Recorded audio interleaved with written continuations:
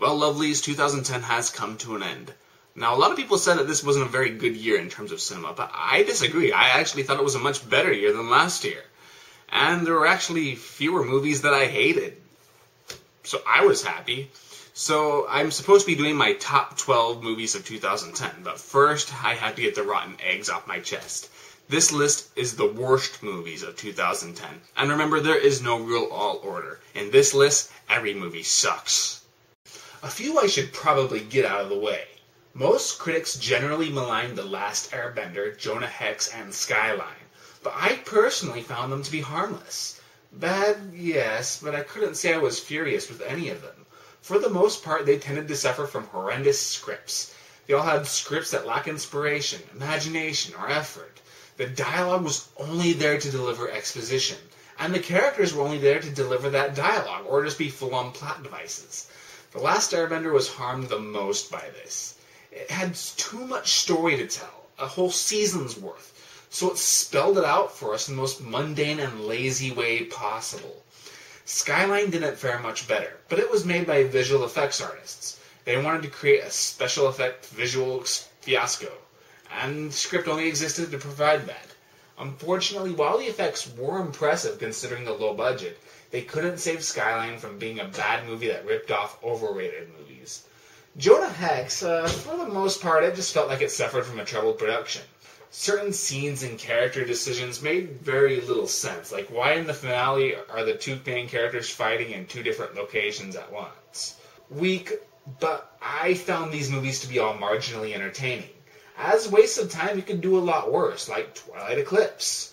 But bashing Twilight has become predictable, so let me leave you with this. It's pretty much New Moon, except it actually has action sequences, albeit half-assed, and it provides a sort of a conclusion. But it wasn't really any better. Of course, you also had plenty of movies created by formerly awesome filmmakers.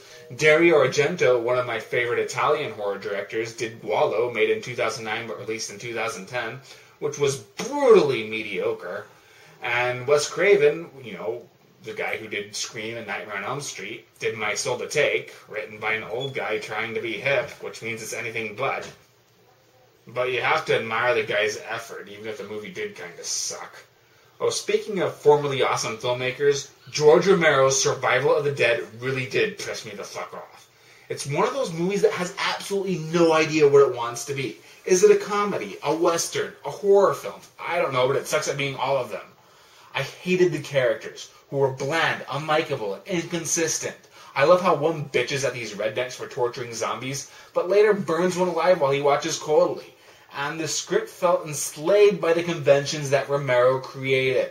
Romero's usual strengths, like his use of social commentary and his ability to build suspense, are absent or misguided. And instead, we just get a lot of shitty CGI gore effects and plot holes galore. If Diary of the Dead made me question Romero's skill, Survival has practically made me give up on the guy. It felt like a poor man's imitation of a Romero film, not an actual Romero film. But that's just a shitty, self-important, direct-to-DVD pisshole. What's Repo Man's excuse? I hate movies that stress to us that violence is bad, only to revel in its own death sequences. What is with these pretentious movies and their hypocritical messages? Furthermore, why do the locations feel like they all belong in different movies? One scene looks like it takes place in the present, in a suburban kind of place. Other scenes have a very futuristic Blade Runner kind of look about them, and others look downright post-apocalyptic.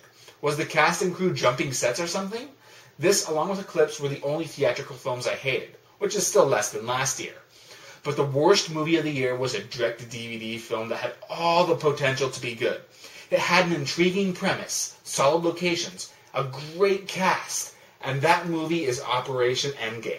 It's about secret agents trapped in an underground secured facility with no real weapons trying to solve a murder that echoes And Then There Were None, which is one of my favorite movies.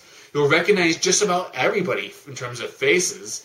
I mean, you have Ving Rhames, the guy from Hot Tub Time Machine, the guy from The Hangover, plenty of people you'd recognize. But the film isn't sure if it wants to be a thriller or a comedy, and for this reason the cast, which actually involves mainly comedy actors, feels largely, miscast. I think it's supposed to be a thriller, but there is no suspense or intensity, and the twists are just downright confusing and nonsensical.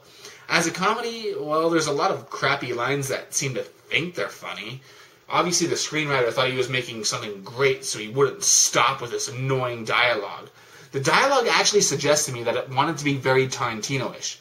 Well, remember Smoking Aces when that came out and how that was considered a poser Tarantino film? Operation Endgame is a poser Smoking Aces 2, which is pretty much a poser Smoking Aces 1. It's unfocused and unbelievable. What worse, it's boring and annoying. Nobody acts like real secret agents. They're just very irritated and you just want them all to die. Very unprofessional, very unlikable. And the most brutal combination to be found in a bad movie is when you're annoyed but bored. You don't care. It infuriated me to no end. So that's that. I hope you enjoyed it, and stay tuned for the next week is pretty much going to be full of 2010 movie stuff. I'm hoping to do like a little mini awards show, and most of all, I plan on doing my top 12 movies of 2010. It'll be awesome. Stay tuned. And yes, critiquing the critics is not that far away. So that's pretty much it. But you can all look at my kitty. Look at that snuggy kitty. Isn't he cute?